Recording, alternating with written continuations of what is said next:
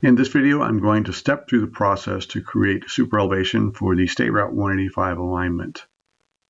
So I'm in the KS001 design file. I'm going to store my superelevation definition in this file. I use the Ohio DOT Create Design Files application to create this file. So that's found on the Ohio DOT workflow, and there's an icon for that. Once I had the file created, what I did is attached a reference to my center line. So I have a reference attachment to my BK004 design file with the center line. So I'm going to start with the Create Superelevation Sections command. And this command has a few parameters here that it's going to step through on my cursor. So I'm going to give a name for the superelevation for the alignment. And there's no real recommended standard for this name. Just name it something that makes sense for your project and for your alignment. So I'm using a S185 superelevation name. And it's asking me to locate the corridor alignment. I'll pick my alignment. And I need to define a beginning station and ending station. And you can see on the cursor dialog it says start station alternate to lock to start. So I'll push the alternate key, which will lock that to the start. Left click to accept that. And then alternate to lock to end. So again, I'll push the alternate key, left click on my mouse to accept that. Now it's asking for a minimum tangent length. So in the first video, I showed you the superelevation sections that are created, and it's looking at a tangent length between the curve sets. If the curve sets overlap the tangent length value I give here, it will treat them as one curve set.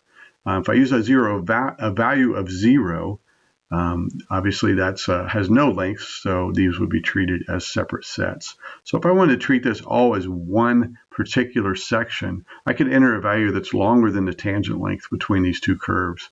It's about 500 feet in this alignment, so if I entered a value of 1,000, that would overlap both, and this would be treated as one continuous section.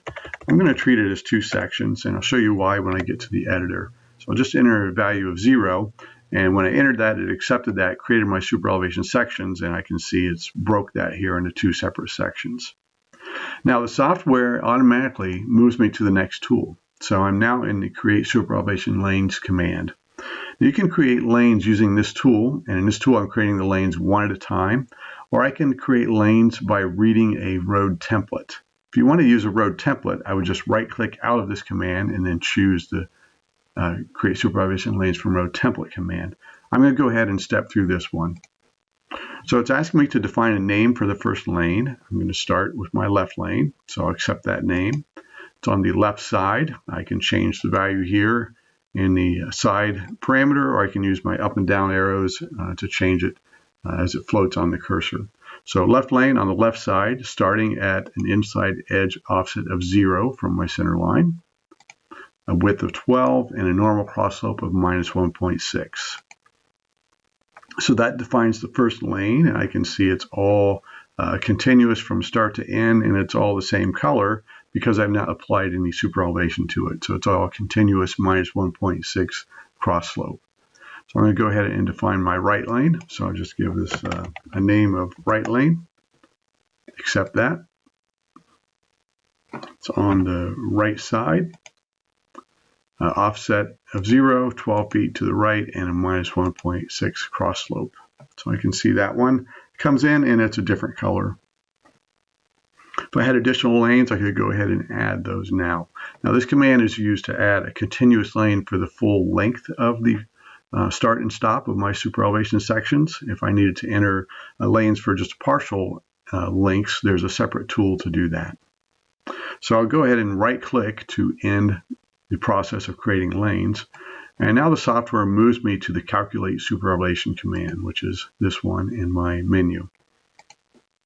So there are two tables in the ODOT standards for superelevation computation. There's one for divided highways and one for undivided highways. And I'm using the undivided file here.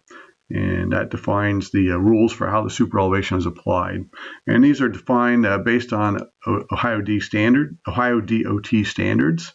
So I can see a drop-down list of my superelevation selection, some different tables in the L&D manual that this refers to. I'm using the 8% Emax according to figure 202-70 of the L&D manual.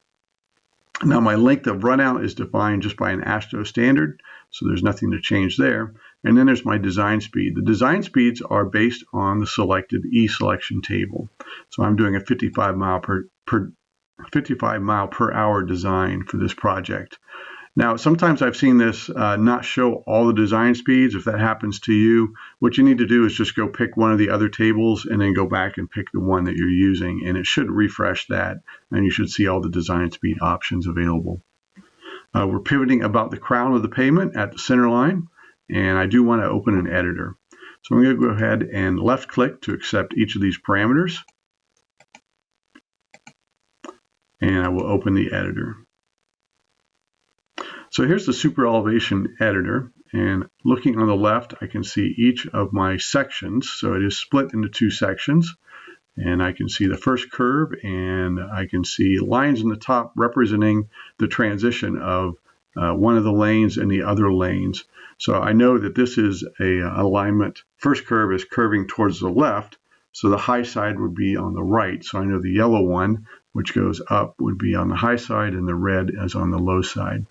So what this represents is the cross slope and the length, and then the stations where these transitions occur. So looking at my yellow one, it's at my minus 1.6% up to a specific station, transitions up to full super, which is 8%, stays at full super, comes back out, down, and then here's the transition for the inside lane.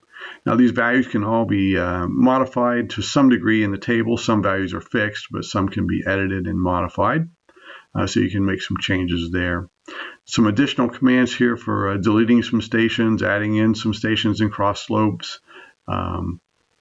bringing in and importing superelevation data, fitting the superelevation transitions to your screen. So that's my selected section here. I hit fit, and that brought me into that one on my screen. So if I pick a different one and hit fit, it'll take me to that one. There's an option here to lock the rules or deactivate the rules. So this is all locked and cannot be edited. Additional lanes can be created or deleted superelevation values. There's another fit here, just fit the superelevation section. So it's based on my section that's selected. If I select superelevation section 2 and choose that fit selected superelevation section, a bit of a tongue twister, it's just going to fit in on that section in my view window. And the last one, I don't remember what that is, toggle superelevation diagram. I guess that's just turning that on or off. I did not know that. Okay. So this allows you to review and edit, make changes if you need to. Once you're done, you can just close out. You can also review and edit by selecting the graphics. So I'm going to cover some of that in the next video.